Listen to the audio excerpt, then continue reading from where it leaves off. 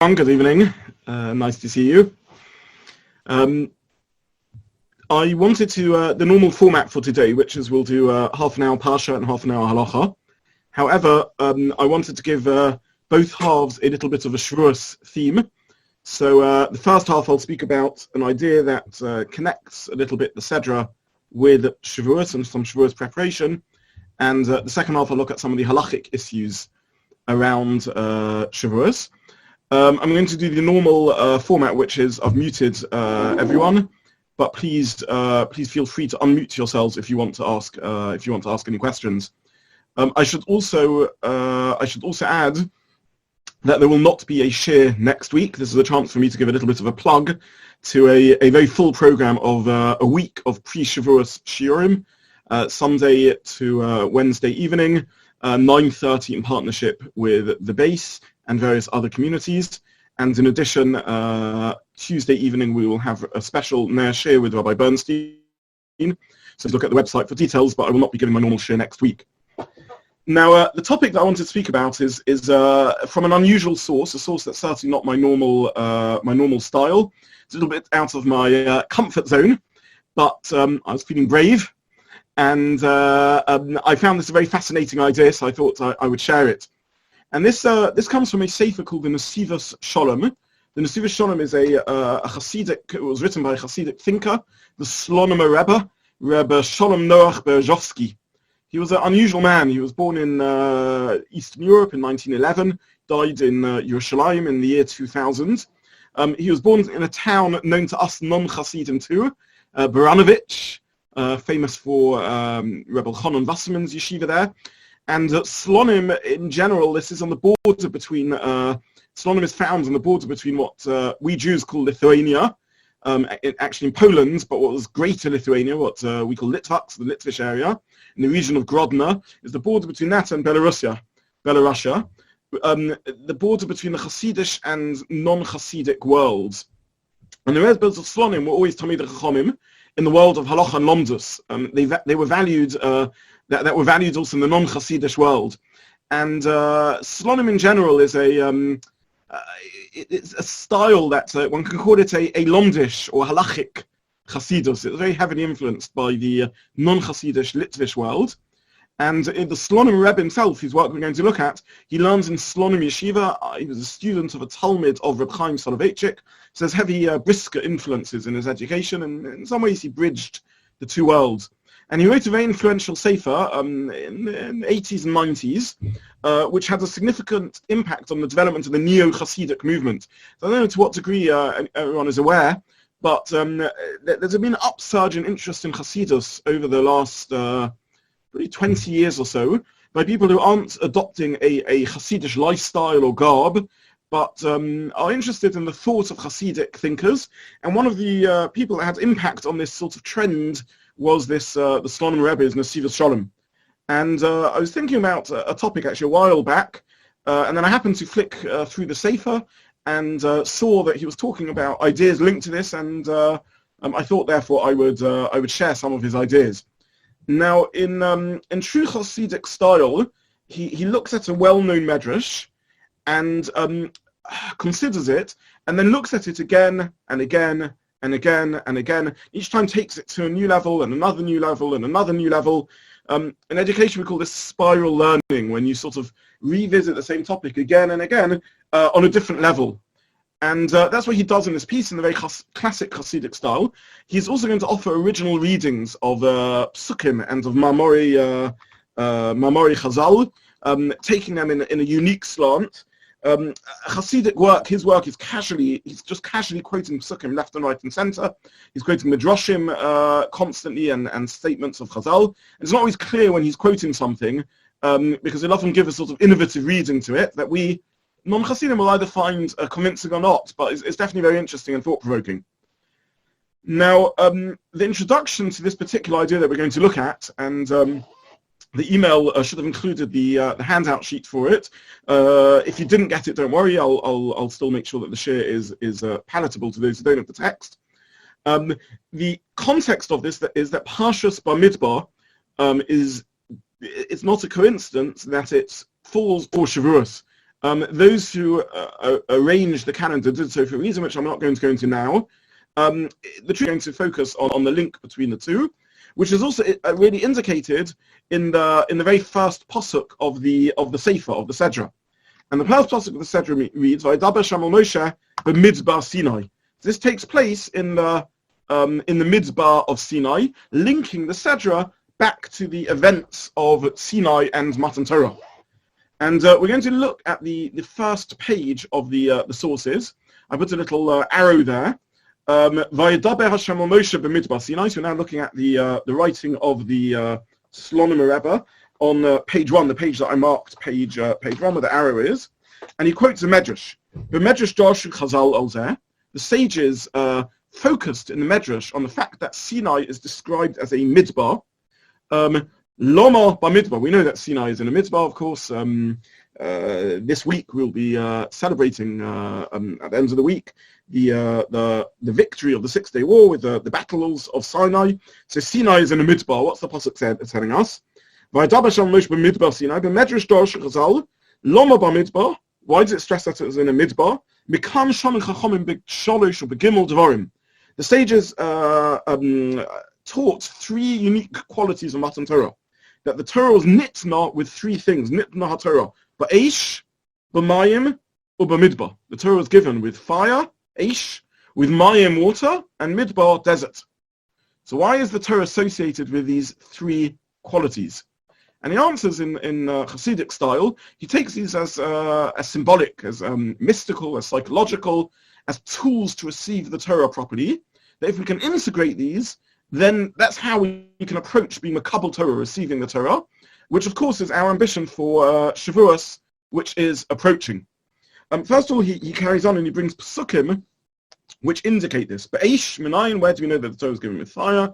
And here he quotes the pasuk in the description of the giving of Torah. The Har Sinai Oshen Kula, the whole of the Mount Sinai was smoking. We see there was a fire there. B'mayim and Minayin, where do we know it was given with water? Here he quotes a pasuk from Shiras Devorah, the song of Devorah, praise in which she praises Hashem and she describes the giving of the Torah. And she says, "Gam shamayim not to, gam ovim not to mayim." The clouds trickled and showered and poured water, and we see therefore there was a waterfall, there was rain, there was water at the time of Matan Torah. And finally, b'Midbar Minayin, where do we know it was in a desert? And he brings our pasuk Vayidaber Shamal Moshe b'Midbar Sinai, that the Torah was given on Midbar Sinai. So how are we meant to understand this? So he gives, as I said, several layers of explanation. And the first explanation he gives, and I've underlined the crucial words where he quotes Ba'esh, Maim, and Midbar in the source. I put an arrow next to each one where he looks at these 3 qualities. And interestingly, he says that there are 3 qualities we humans have, which in and of in themselves can be awful. They can be very negative. And we need to take these human impulses, which are potentially absolutely disastrous, and channel them to good effect. This is what he's arguing, the Medrash is telling us we need to do. If we are to receive the Torah is received with these 3 qualities of personality. And they're fascinating what he says. He says, Aish is fire. It's this very fiery, burning force. Even within English, we refer to qualities of personality using the word fire, and generally not in such a good context. Someone has a fiery temperament, a fiery temper. We use fire as indicating a drive and a passion, a potentially destructive force. The fire of jealousy. Jealousy burns in his heart. Ambition, desire, anger burns within us. So fire is a metaphor used for a sort of uncontrollable, destructive force within us that can disrupt and destroy others or ourselves. It's a very powerful force in the human psyche and a dangerous one. That's a force of fire within us. Within us also is a force of water. Water, of course, sustains life, but it's also the classic, the primary example of a liquid. It overflows boundaries. It's not easily controlled and boxed in. If anyone's ever suffered a leak, you'll know that water always finds its way through. It's any gap, any crack, it will always work its way through. Flooding, of course, is one of the great scourges.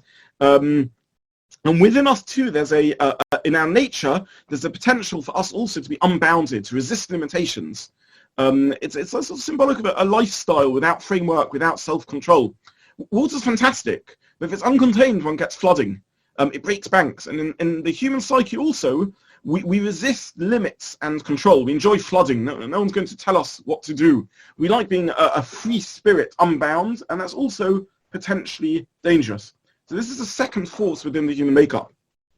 And finally, he talks about a third element within our makeup, midbar. And this is very fascinating what he says about midbar. He says there's an aspect of ourselves that enjoys being a midbar, barren and empty. A very interesting psychological insight. Let's have a look inside at actually what he says about this, because this is really very interesting. This is the top of the second column in the section we're looking at. So sort of a third of the way down the second column. I put a little arrow there and underline the word midbar. He says midbar, desert, inyonu kamoti isashom medrash, shemesim atzu b'midbar, shehu mokam hefka. The Medrash says the unique quality of a midbar is it's hefka, it's free for all. It's open to anyone, but the danger of the hefgerus, the freedom of and lack of the wilderness and wildness of the desert is a different sort of unboundedness that has a danger to it, different to that of water. We can empty ourselves almost in an animalistic way, with a potential threat to it. He continues. He quotes here. Let me read what he says. He says that there's a shelatat hatumah in the force of in the side of impurity within us human beings. It's a wild behavior without any boundaries. The rasiness nefesh behema that brings out the animalistic within ourselves. And then he quotes an idea from the Hasidic thinker Rabbi Zosha, in which he reads a pasuk in a very original way, in a fascinating way. Rabbi Zosha was Rabbi Shalom Zosha of Anopolis. In the second half of the 1800s, he flourished. He was one of the great Hasidic rabbis of the third generation, brother of the more famous Rabbi Elimelech of Lezhensk, the Noam Elimelech, both members of the Chevraya Kadisha, the Holy Brotherhood, the Circle of the Maggid of Mezrich, along with other famous figures, Rabbi Levi Yitzchak Berditchev and Rabbi Aaron HaGadol of Karlin and Rabbi Shlomo Zalman of Liadi. This is Rabbi Zosha. And Rabbi Zosha quotes a pasuk in Tehillim, and the pasuk in Tehillim chapter Yud, pasuk Gimel says, Ki halal Rasha al tavas nafsho. A wicked person praises themselves for their greed. A wicked person takes pride in their greed. I'm someone who is passionate and all-consuming and lustful, and there's almost a pride in that. That's just the person I am. And he, in a Hasidic style, reads the pasuk as Ki hillel rosh al tavas nafsho. A wicked person abuses the quality of Hillel. Now, Hillel was uniquely famous for being a very fascinating idea. Hillel was uniquely famous for being modest beyond all others. And we think of modesty as a great quality. However, he says that underconfidence can also be a danger. It can allow one to fail. People can feel, nobody ever makes a difference. Whether I achieve or succeed or fail is meaningless. I'm always going to fail. I have no talents. I'm not a naturally spiritual person. I'm modest. I don't have much potential. And the modesty of Hillel can be used to justify a lack of belief in oneself and the difference one can make. One finds this on a psychological level, one also finds this on a philosophical level. A lot of the arguments being put out by the new atheists who are making a leap from scientific insight into the world, into moral and ethical and spiritual insight, is they'll say we're an insignificant life form that exists on the third planet of a minor star, on the edge of a boring galaxy, called the Milky Way, an average-sized galaxy. We humans are only on a planet of 100 billion stars, each part of 100 billion galaxies. We exist for 70, 80, 90, 100 years out of the 30-odd billion years that the universe will exist. This is insignificant. There can't possibly be any meaning and purpose to life. And therefore, the side of Tumah can also seize the quality of midbar, of barrenness, of wasteland, and can abuse it and misuse it to negate the possibility of us human beings achieving real potential. So says the the Slonim Rebbe in this piece, quoting Rebbe Zusha. So what are we meant to do? We're meant to use all these three for Kedusha. The passion we're meant to use for a fire for Torah and mitzvahs. Chesed is meant to be this overflowingness of boundaries, not limited in our ability to give. Water's often associated, as we said, with unboundedness, with a licentious lifestyle. Drinking is associated with that. But the Rambam, interestingly, and he quotes this, who we think of as often being a very dry, cold intellectual and philosopher, who's somehow aloof and very rational. Actually, that's not true. That's not at all how the Rambam was. And he brings here that the Rambam describes himself. He says, Avas Hashem tzricha liyos kechola choli ava. One has to be lovesick. Ubishtokekus Torah. He brings a pasuk, but avasa tishke tomid. I'll be intoxicated with Torah. A pasuk in Mishli. A person is intoxicated with Torah constantly. The Rambam and those who knew him say he was drunk almost with the love of Torah and mitzvahs. That's how the Rambam describes himself, and how others who knew the Rambam also describe him. We look at the Rambam because the Rambam is very philosophical, and we're not as abstract thinkers as the Rambam. We find it sort of very intellectual and dry and cold. The Rambam didn't find it dry and cold. The Rambam saw a deep and passionate intensity to it, and an overflowingness of spirit in it. And this is the second quality. And similarly, of course, midbar, to be open, to be hefka, to not hold oneself too high, to have a modesty, to have an ability to be trodden upon occasion, is something that we can convert into something positive. It's a double-edged sword. It can be dangerous, but it also can be something that builds us. So this is the first part of what he says, that the Torah is given with these three qualities, and we need to recognize that each of these three qualities has a danger to it, and also an incredible spiritual potency. Being a burning, passionate person, and he's going to talk about this near the end. We'll please God get time still to touch upon this, how one can translate this into a meaningful reflection for one's life. This is what he's interested in doing. These aren't just abstract ideas, but a person has a force of Aish within themselves, fire, burning, passionate side of ourselves. That's fantastic. That's something very important, but also something very dangerous. A person has mayim. A person has this desire to break boundaries, not to be restricted, which again can be a terrible force of destruction, and also can be a positive quality. And finally, midbar, with its freedom and its wildness and its efkerus and its boundlessness and its barrenness. These are exceptionally important qualities if we are able to use them as modesty and as being less particular for standing up for our rights, and allowing ourselves to have this midbar quality of not demanding and needing to draw to ourselves, but equally it has a danger that can be abused. So this is round one of what he says. He then takes it on to another level, and here he quotes a source that we don't speak much about nowadays. It's a Mishnah in Avos. It's an interesting idea, and one that has an element in it that makes us uncomfortable, but nonetheless, perhaps we need to talk about it a little bit and confront this source.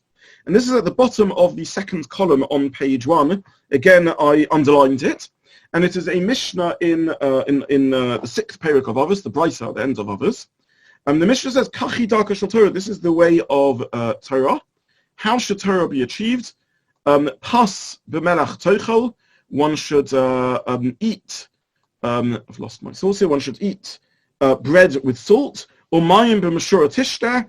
And one should drink water in quantity, in moderate quantity. V'alaretz tishon. One should sleep on the ground. In other words, one's talking about a life of abstaining, of abstination. V'chayit tzartichya. Live a life of affliction, or maybe affliction is too strong a word, but a life of modesty and of limitations. And the Mishnah carries on. If you do so, it'll be good for you. One will have a contented and good life in Olam Hazeh, and also a good life in Olam Haba. And he points out something fascinating on page 2, on column 1 on page 2. And he says, in general, if we ask ourselves, I want to engage in thinking, I want to engage in learning, in the world of study and research, or perhaps revising for an exam. He says we need to create a perfect environment. there's no distractions. I've got my home comforts. I'm at my desk with a comfortable chair. Perhaps there's light music, some classical music playing in the background. Perhaps I've just had something to eat. And that's the best environment to put oneself in an expansive frame of mind where one will be able to achieve something. And what the mission is telling us is that Torah is the opposite. Because Torah is an engagement with a sense of duty and responsibility and a desire to search for meaning, what one needs to accept when embarking on the project the need to achieve. And therefore one can't wallow in a sense of comfort and peace of mind, but on the contrary, one has to buy into the idea that life comes with its stresses. I find this mission actually, it can be a heavy Mishnah. It can sound like it's telling us that our life has to be difficult. I don't think this is what the Mishnah means. For me, the Mishnah, and I think this is how he's using it, the Mishnah is a sense of comfort. Because basically, I come into life assuming that things are meant to be easy, that life's meant to go smoothly. And it's a constant surprise that things are difficult. And we keep on thinking everything would be okay. I'd be doing fine if it wasn't for stress A. And then finally, stress A passes, and what a shock, what a surprise. There's something else problematic. There's a stress B there. And life never somehow, there always seems to be something on the horizon. It's never quite perfect. One never has the menuchas nefesh, the sort of menuchat nefesh, the calmness of spirit, without distractions that one thinks one should have. And I always think, if I had peace of mind, if I only had peace of mind without distraction, then my Torah would be okay. If I had peace of mind without distraction, then my tefillah would be fine. If I was never stressed, my shalom bayis would be perfect. If I was never stressed, I'd never be short-tempered. And somehow, mysteriously, it just never quite works out like that. And what this mission is telling us is quite the contrary. The perfect environment to engage in growth is when those stresses are there. In other areas of human achievement, maybe not.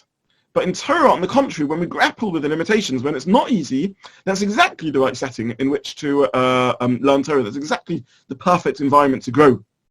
And he broadens out this discussion, and he says that the essence of Torah is demanding one to give up a sense of one's own self, one's own yeshut. Yeshut is a word made up by the Rishonim. It comes from the word yesh, there is.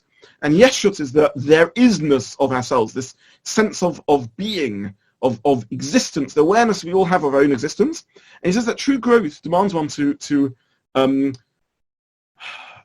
not allow one's sense of existence to burn so bright that one is unable to see anything else outside it.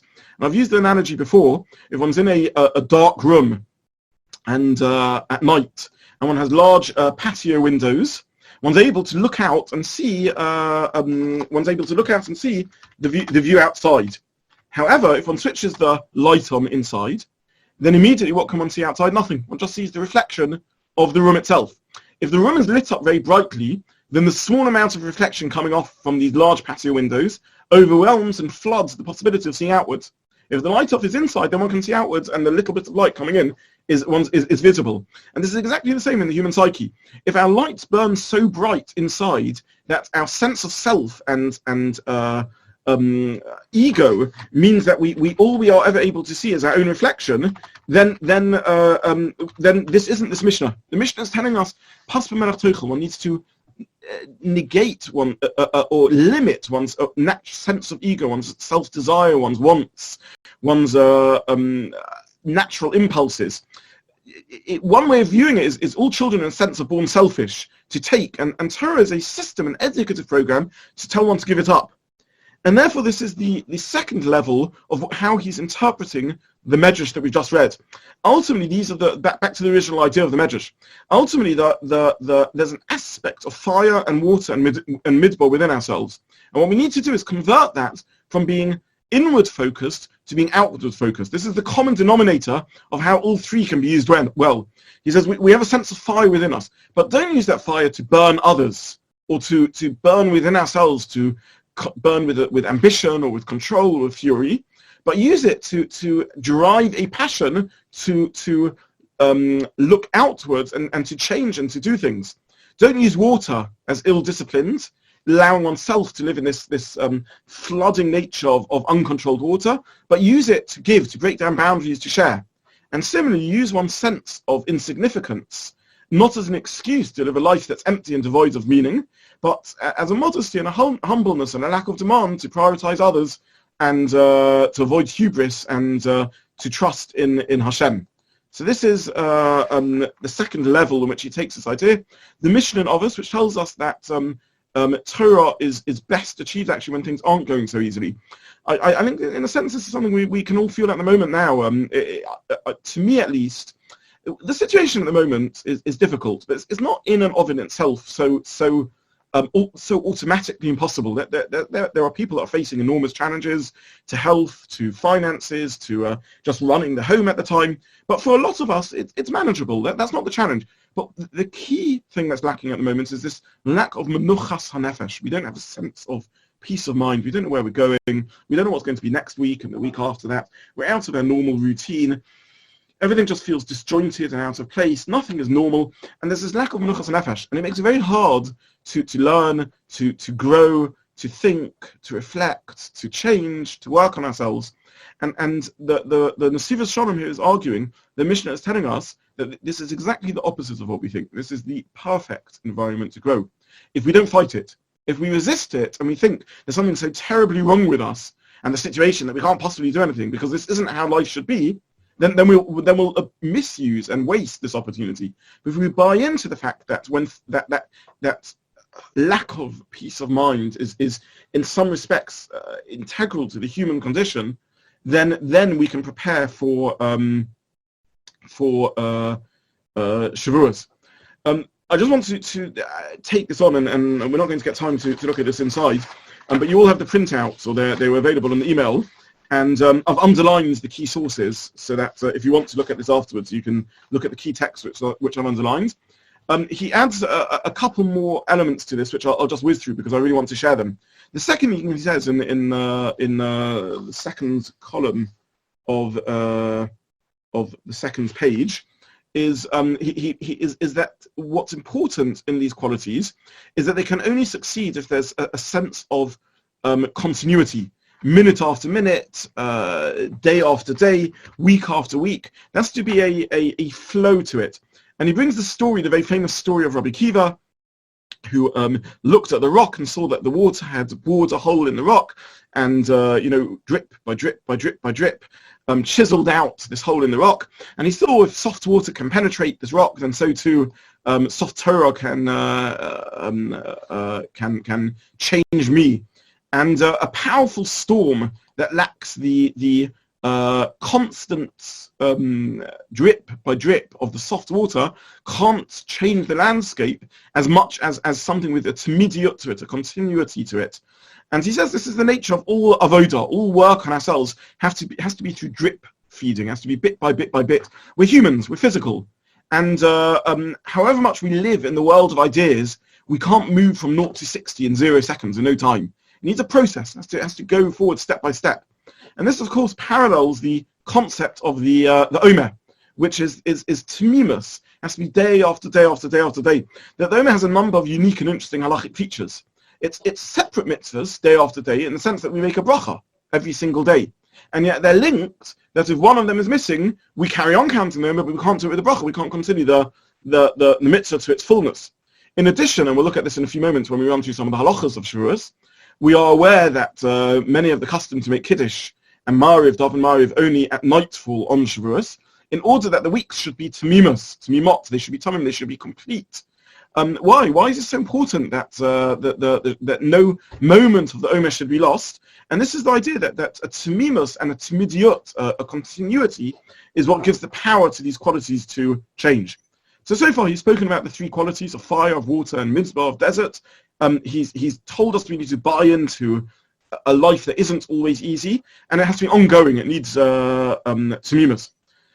He in the next piece, he very poetically, this is the bottom of column 1 on page 3, he says, what do we do if we find ourselves 5-6 days before Shavuot, a week before Shavuot, and we haven't used the Omer for this? How can we work on ourselves now? He says we're little, he writes very poetically, I'm not going to read it now, he says we're absorbed in our affairs, we've got the hassle of life, we're confused, we often find ourselves without a chance to prepare. What should we do? And he says this is a third reading of this medrash, that Chazal are giving us 3 steps to hopefully make a last-minute dash to Shavuos. Shavuos is going to be Matan Torah. We want to make sure that we use the day properly, that we enter into Shavuos prepared to be Makabel Torah, to change ourselves, to accept something. So he says the first thing is do something with the passion. We've got this chance now to bring a bit of passion, fire into our lives, to throw ourselves into something. So after this shiur, perhaps some of us are going to go off and daven Mariv. Just once, just give a bit of Asian to the Mariv, put a bit of fire into the Mariv, step out of the rush of life and just throw oneself into it. We're going to say Shema. So for a few moments, as we say the Shema, we can remember the thousands of years of history and the Shema that was called out by so many of our ancestors in so many different circumstances. We could do a little bit of fire into our Avodah. We've only got a few days to Shavuos, but let's give it that energy, that fire. This is the first stage. If that doesn't work, if we're too stressed to form a direct relationship with mitzvahs, then he says Mayim, Chesed, giving, breaking beyond limitations. This is a more accessible form of spirituality. One thing is the opportunities of chesed are there. Call someone who would appreciate it. Call the person who normally bores you silly, but would appreciate so much that call because it will make a difference to them. That's the second opportunity. Break those boundaries. Get out of the comfort zone. And if that doesn't work, then we've got the quality of midbar. Make oneself like a wilderness. There's guarantee. If one thing is guaranteed, it's that sometime during the next 7 days, at some point, someone somewhere will upset us, will irritate us, will insult us without meaning to do so. And this is the quality of midbar, which is accessible. We say in davening 3 times a day in Amidah, the last little reading of the Amidah, a very beautiful tefillah. Hashem, guard my tongue from falsehood and evil. And then we carry on v'nafshi ka'ofel kol tiyeh. This is the quality of midbar. My soul should be like dust. There are times when we do need to stand up for ourselves, obviously. But a lot of the time we don't need to stand up for ourselves. We don't need to stand up for our rights. So much doesn't really matter. Do we really need to make a fuss about this? We waste so much time worrying about our dignity, our rights, the principle of it. And this is the final emergency solution that he offers over here. Make oneself like a midbar. If one isn't able to bring the Asian to one's life, the passion, if one isn't able to break one's boundaries and still finds oneself locked in with Mayim, then make a midbar. It's another way of breaking out of the ego, which he speaks about over here, which makes it so hard for us to see outside ourselves and really see someone else's perspective, really transcend the limitations of ourselves. This is a final element of the avodah, the preparation that we can do pre-Shavuos. So he goes on and he speaks about many other wonderful ideas in this metaphor of fire and mayim, but I'm going to stop there and move on to the second half of the shiur. Again, I would say this certainly isn't my normal style of Torah, but a little bit of Chassidus sometimes perhaps does no harm. And I think this was something that, for me at least, in the hustle and bustle of life, and when this particular crazy time when it's difficult to get a little bit of peace of mind, where we perhaps don't have the same communal support, I hope this offers a little bit of a way to prepare for Shavuos. Some of us are more naturally Aish. Some of us more naturally have that drive and that passion. Some of us more naturally are Mayim. We have this overflowing lack of boundaries to ourselves. And some of us are more naturally midbar. We have a modesty and a sense of an inner wasteland. And all three of them, we just need to think about in our lives. Which one of these qualities or do we have, or to what degree do we have all three of them? And are we using them in the way of positivity, as he describes, or are we letting them pull us down in the way of negativity? And this gives us something, hopefully, to just reflect upon a little bit, and hopefully use well over the next few days in the build-up to Shavuos. So this is just some thoughts on the Parsha, on Shavuos and Parshat Bamidbar, on the Medrash that he brings in Bamidbar, and also a little bit of preparation for Shavuos. I'll pause there in case there's any questions anyone wants to ask. Otherwise, I'll move on to the second part of the shiur. Okay, so I wanted to run through, in the half an hour available, as many halachas as I can connected to Shavuos, to the halachas of Shavuos. Particularly, perhaps worth reminding this year when we're not going to have the shul structure. The first thing many people have many shuls have the minhag we have in our own shul, to decorate a shul with flowers or trees or nice smelling fruit. There were different variants of the minhag. Does this apply at home this year? So there's a number of reasons given to decorating a shul. The Ramah, quoting one of the Rishonim, says that it commemorates the joy of Matan Torah. It's just a way of bringing an extra simcha. The Magen Avraham says that on Shavuos it's the day when we're judged regarding the fruit of the year. It's linked to the mitzvah of Bikurim, the first fruits, and therefore we put trees up to remind ourselves of agriculture and the fruit that we're davening for.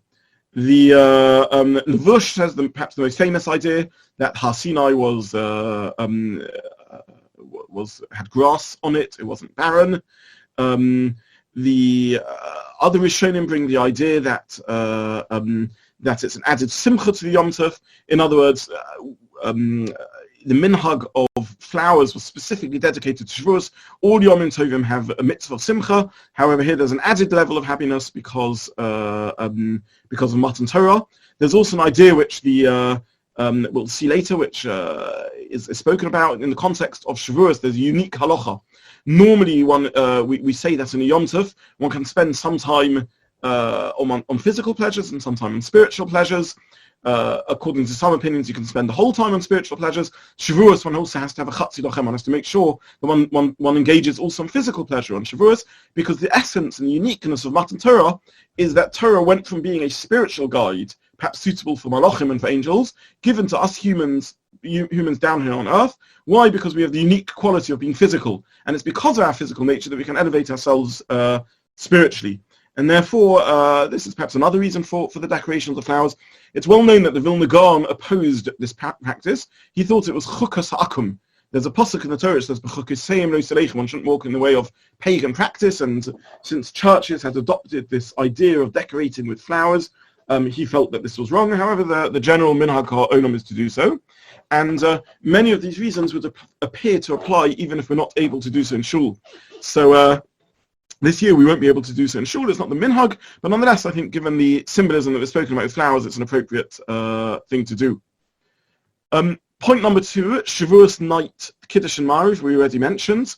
Many of the minhag not to make Kiddush and Ma'ariv, not to accept the formal acknowledgement of the start of Yom Tov until Seisa Kachovim, until nightfall. This idea comes from a Mogen Avraham, who quotes it in the name of Rabbi Yaakov Polak, one of the early Ashkenazi Achronim. And there's several reasons given for this minhag. The first one is, as we already mentioned, that the Omer should be complete. Tamimus, it shouldn't be interrupted. We need every single moment of the Omer, and therefore one shouldn't formally acknowledge the start of Yom Tov early.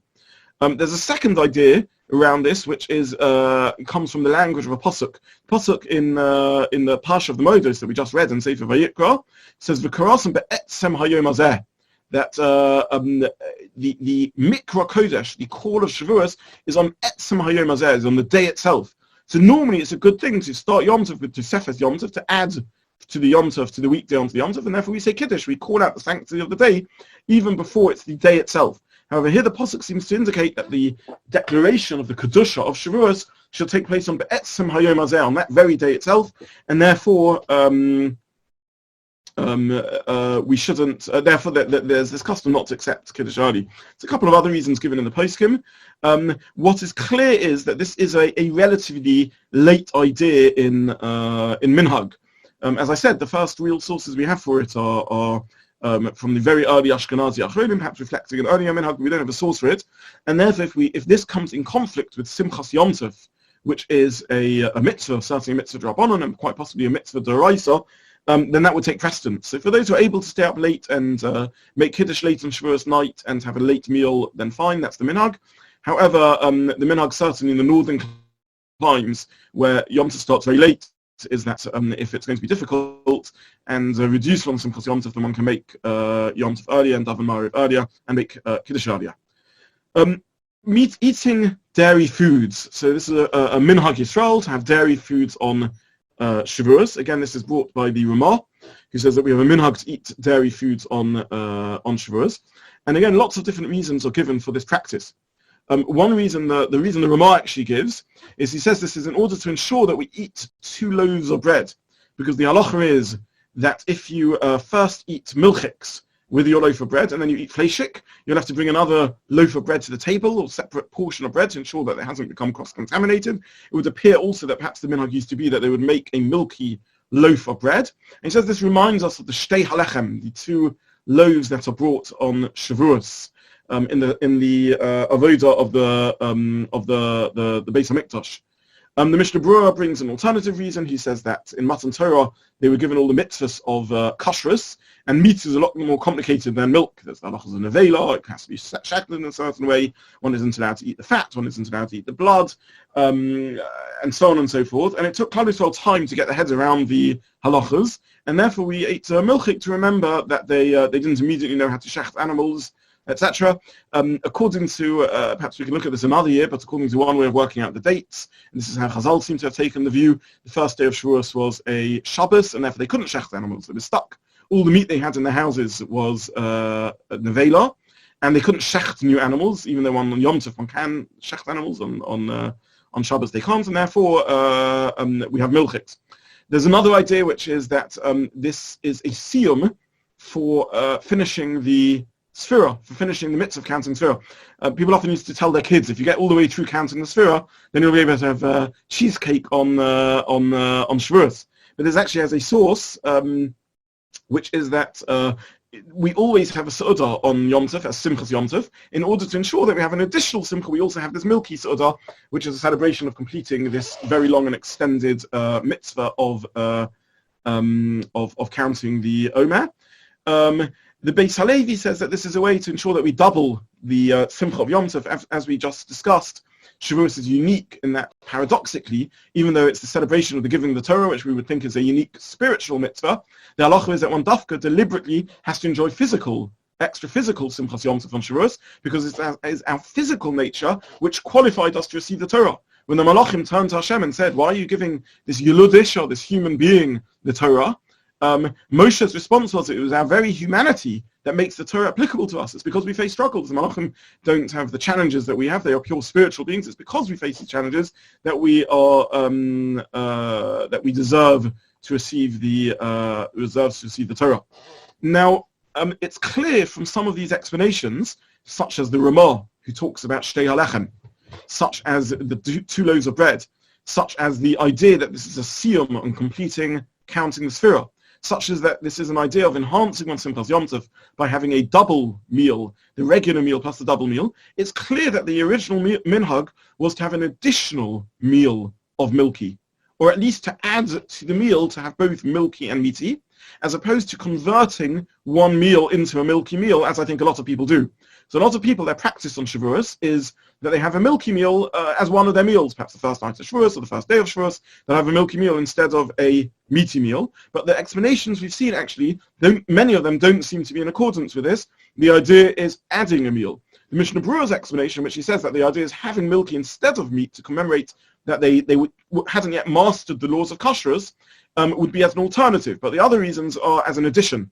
And there's a reason for this shift of minhag and shift of meaning behind the minhag that's given, which is that it's very complicated having milk and meat in the same meal. I mention this simply because, and this is a halacha that's worth knowing. If one has milk, as we are aware, one can immediately have meaty food. However, one has to be conscious of a number of things. First of all, one can't put meaty food down on the same table as one is having milky. Additionally, one has to make sure one cleans oneself out properly. One has to wash one's hands, and one has to kinuach, which is cleansing one's mouth by eating a solid food, something parav, like a cracker or a piece of cake or an apple or something like that, or fruit. One would have to then do wash one's mouth out, which is called hadacha and halacha, by having a drink. And this has to be done properly to ensure that there's no mix of milk and meat. In the middle of the meal, one has to be very conscious to that. In addition, there are poskim, senior poskim, the Prima Godim and others, who say that one shouldn't have milk and meat in the same meal itself. Now, this is head-on clash with the original minhag, which was to have milk, clean one's mouth out, and then have meat. We know we can't have milk after meat, but we can have meat after milk. Nonetheless, the Prima Godim says one shouldn't have them in the same meal, based upon a certain reading of a Gemara in Chulin. There's also Zohar and other mystical sources which say one shouldn't have milk, and then within half an hour, perhaps an hour, have meat. And for all these reasons, despite the minhag, the poskim sort of encouraged people to nudge a little bit away from having milk and meat in the same meal, and therefore preferred the minhag developing of it being an alternative meal as opposed to an additional part of the meal. So just to summarize, if you look at the older sources, the reasons given, many of them seem to indicate that the minhag was to have, as an additional element to the meal, in which case it's a very unusual thing. We're having our meaty meal on Yom Tov still, but at the beginning we're having a milky hors d'oeuvre or something of the sort. There are, by the way, still some people that have that minhag, but many people have given up that minhag and have shifted with the encouragement of the poskim to having it as an alternative, a milky meal, because having a milky meal together with a meaty meal is complicated. You need to make sure you clear away all the dishes and don't have cross-contamination, or cleans one's mouth out properly, and even then the poskim aren't that happy with it, because one's still ending up with the same meal, having milky and meat in the same meal. Now, there is a downside to our modern version of the minhag, which is that we're giving up on having meat on a Yom Tov meal. There is a machlokas amongst the poskim as to whether there is a mitzvah to have meat on Yom Tov. The Rambam paskins in Hilchos Yom Tov that on Yom Tov there's a mitzvah to have meat and drink wine. And the Shulchan Aruch already argues on this. It's not so clear-cut. The Gemara seems to say that the mitzvah of Simcha was fulfilled by having meat from a carbon in the times of the Beis HaMikdash, as opposed to having meat nowadays when, unfortunately, we're not able to eat carbonos. And therefore, the Shulchan Aruch paskins that one has to have wine, but doesn't have to have meat. Nonetheless, the poskim say it's a good thing to have meat. It may be a mitzvah drabanan. So whether there is an obligation to have meat on Yom Tov or not remains a little bit unresolved in halacha, and by having a milky meal, one is perhaps losing that advantage. But again, such is the minhag, and certainly if one has a meaty meal on Yom Tov, even though not every meal is meaty, a lot of people anyway do this for Yom Tov, and certainly that's the minhag on Shavuot. I mentioned some people have the minhag of baking milky loaves, where the loaf of bread itself is milky, and this is perfectly mutter, no reason not to bake a milky loaf. However, there is a gezerah out of a concern that bread, which is milky, will accidentally be eaten with meaty food. Because a loaf of bread looks like a loaf of bread. You don't see that as milky. If you make a milky cheesecake, you can see that as milky. If you just make a loaf of bread, you think it's a normal loaf of bread. And therefore the halacha is that either one should make only small portions that are going to be eaten according to the Shulchan Aruch for Sfardim in one meal, according to the Ramah in one day, so that you don't leave them lying around for a lengthy period of time and forget what this bread is. Or one should make them with a shinoi, with an unusual form, a different shape to usual, so that everyone will remember that these are milky as opposed to regular loaves. So they will make them. You'll make a triangular loaf, for example, rather than a regular shaped loaf, as a way of avoiding this issue. I don't know if you've noticed in Israel, this is certainly the case. I'm not sure if it's here, but the berekas that the bakeries make, if they are cheesy, they always make them triangular. If they're pareve, they make them oblong. So if you buy a potato bereka or a mushroom bereka, it will be one shape. If you buy a cheese bereka, it will be another shape. This isn't just a style. This is because the licensing authority, the hechsherim, insist on this because of this particular halacha.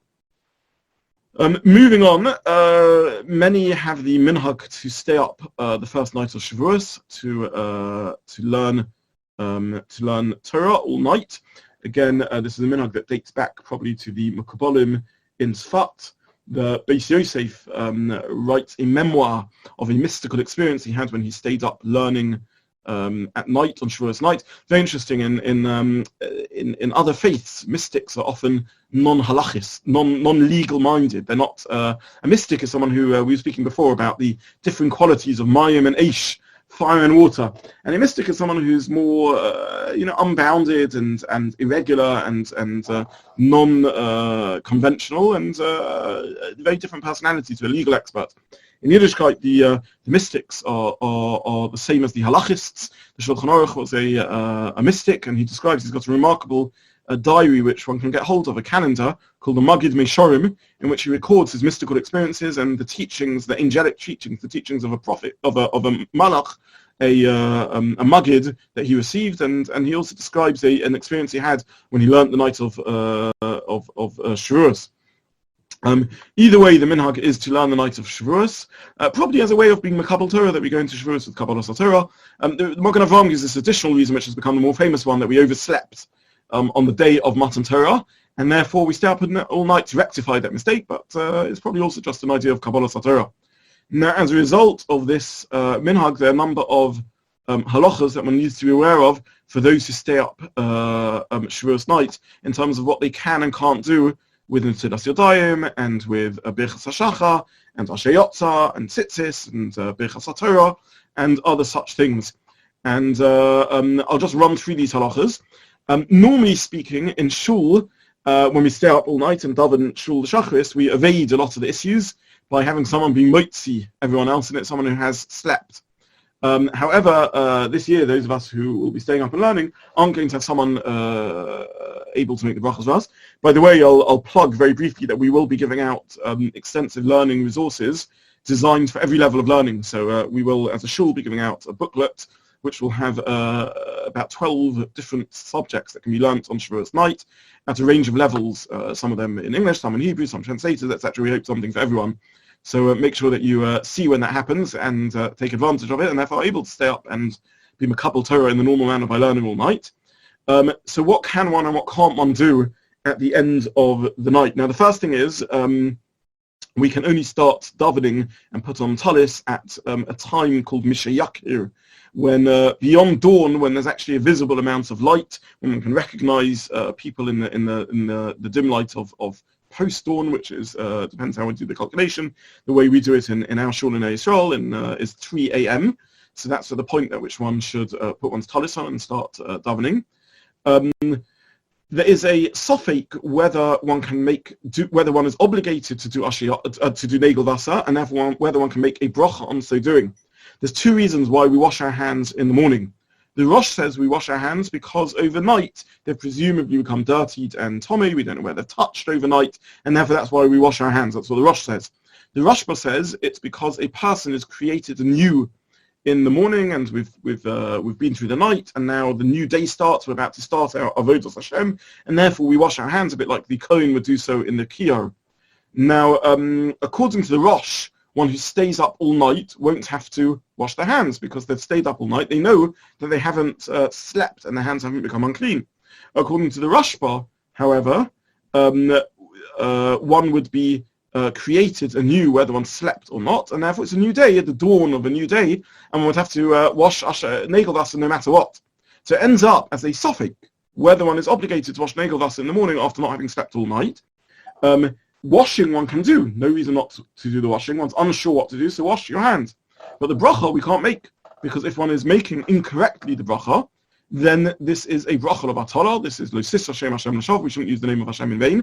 And therefore one shouldn't make the bracha of Atala, and one shouldn't wash with a bracha if one hasn't slept all night. So what do we do as a result, as a solution? By the way, when I say if one hasn't slept all night, that includes if one has dozed a little bit. As one's learning, it's not uncommon sometimes to a little bit of a yo-yo. That's not called sleeping. It has to be an extended sleep, a proper sleep, perhaps more than half an hour or so to count as a sleep. So because of this doubt, what one should do is one shouldn't make the negel vasa straight away. One should wait until one has used the facilities, been to the toilet. At this point, one's hands have certainly become unclean, like the reason of the Rosh. The Rosh says the reason we wash our hands is because it's standard for the hands to become unclean when one slept. Here one hasn't slept and one doesn't know if the hands have become unclean. Ever once one has used the facilities, one is able to say do negel vasa and make the bracha, and therefore even if normally one washes negel vasa before using the facilities, on Shavuos morning one should wait till one's gone to the toilet and then wash one's hands and say Al Netilas Yadayim, the bracha of Al Netilas Yadayim. Interestingly, there's a similar machlokus with respect to Asher Yotza itself. Whether one should say Asher Yotza even without going to the bathroom or not. The halachas, if one slept at night, one says Asher Yotza in the morning, whether or not one went to the bathroom. Now, in practice, we wait till we go to the bathroom and then we say Asher Yotza. Actually, in the Sidurim, you can see Asher Yotza is printed as part of Birchas HaShachar, and there's a possibility that Asher Yotza is just one of the Birchas HaShachar. In the same way as you say Pekeach Ivrim, Every morning we go through the very beautiful text of the Birchas HaShachar and we thank Hashem for giving us the ability to function that day. Zokif Kefufim, we thank Hashem for our posture, even if we happen not to have lie down overnight. Nonetheless, we're now standing tall and we're able to go on for the day, and therefore we say Birchas HaShachar. There are poskim who consider Asher Yotzah to be one of those. In fact, that's the bracha we make on being created. Asher Yotzah is Adam V'Chochmah. Thank you, Hashem, for creating us. We say this after using the facilities as a second, as a borrowed bracha, but possibly the core bracha is one of Birchas HaShachar, which one says even if one hasn't been to the toilet. But in practice, as I said, our minhag is we only say Asher Yotzah after going to the toilet. What about the bracha on tzitzis? Well, why is there a question? Well, the question is because one's worn one's tzitzis the whole night and didn't sleep. If one slept, one's interrupted in the performance of the mitzvah, even if one sleeps in one's tzitzis, because one was sleeping. If one has been awake the whole night, has one interrupted in the performance of the mitzvah? It will depend on the machlokas whether night is a zman tzitzis or not. The mitzvah tzitzis, is it only in the day or is it even at night? Is a discussion in the Gemara which we're not going to go into now. The pasuk says, you should see the tzitzis, and maybe it's a mitzvah that's only at night. Only at day, not at night, and therefore there's machlokas whether one should make a bracha on tzitzis if one has worn them the whole night, even if one has slept in them. Shulchan Aruch says that one should make a new bracha. The Bach and various other poskim argue, and the Mishnah Berurah, as I said, explains that this depends whether there's a mitzvah of tzitzis at night, and therefore it's preferable to avoid this question, and therefore one should make the bracha of tzitzis when one puts one's talis on. If one doesn't wear a talis, then in normal circumstances one gets someone to exempt one on the bracha. If this year one has no one who can exempt one on the bracha of tzitzis, one can still make so. One should make the bracha by oneself, like the core pasuk of the Shulchan Aruch. So in brief, the bracha on tzitzis can be said, but if one can avoid the doubt, better to do so by putting on one's talis and then saying the bracha. What about Birchas HaTorah, the brachas that we make every morning on learning Torah? So here the Shulchan Aruch says that if one learns all night, one doesn't have to make Birchas HaTorah as long as one didn't fall asleep. And the Vilna Gaon explains that falling asleep is a hefsek, it's an interruption to Talmud Torah, and therefore if one fell asleep, one makes a new bracha. It's a new day, a new learning experience, and therefore one makes the bracha. If, however, one hasn't slept all night, there's no interruption in learning Torah, and therefore one might think one doesn't have to make the bracha. So he says the Shulchan Aruch that you don't make the bracha. The Magen Avraham argues, and he says Birchas HaTorah is also part of the Birchas HaShachar. As we explained, you don't just thank for Pekeach Ivrim and for the gift of sight and for Zokif for him. A new day has started, and therefore part of the routine and the ritual and the takana of the daily brachas is that we should say Birchas HaTorah even if one hasn't slept, like the other Birchas HaShachar. And this is the view of the Magen Avraham. In practice, though, this machlokus remains unresolved, and therefore halacha, if one didn't sleep, one should not say Birchas HaTorah in the morning. However, Rabbi Kiva Eger points out that if one slept on Erev Shavuos afternoon for a significant sleep for half an hour or so, then one would definitely be able to make Birchas HaTorah the next morning. And the logic of the calculation is as follows. Normally, if one sleeps in the day, one doesn't say the bracha, even though sleep may be an interruption to learning Torah, to one's constant engagement with Torah. The reason we only say Birchas HaTorah in the morning and don't make a new Birchas HaTorah the rest of the day, even though we're not learning constantly, is because we're living a life, and hopefully on our minds we're constantly thinking what's halacha, what mitzvahs are upon us to do, and we're conscious as Jews. We live with a Torah consciousness, even if we're not learning at any moment. However, when one sleeps, that's an interruption. So if one has slept in the daytime, one might think one needs to make a new Birchas HaTorah. However, we don't, because of the possibility that one only says it once a day in the morning. What happens if it's a new morning and one hasn't slept? We also don't make Birchas HaTorah because of the possibility that it's sleep that obligates one. However, if one has slept and a new day has started, one definitely does make the bracha as per a regular morning. Therefore, argues Rabbi Kiva Eger, if one slept on Erev Yom Tov and then stayed up the whole night, since one has both slept and the new day has come, one would definitely be able to make a new bracha of Birchas HaTorah. What about Hamar Shena, which is explicitly about sleeping, and similarly Elokei Shama? So again, it's the same question: are these part of the fixed text of Birchas HaShachar, in which case we should say them, or are they uniquely associated with the experience of having slept, in which case one shouldn't say them?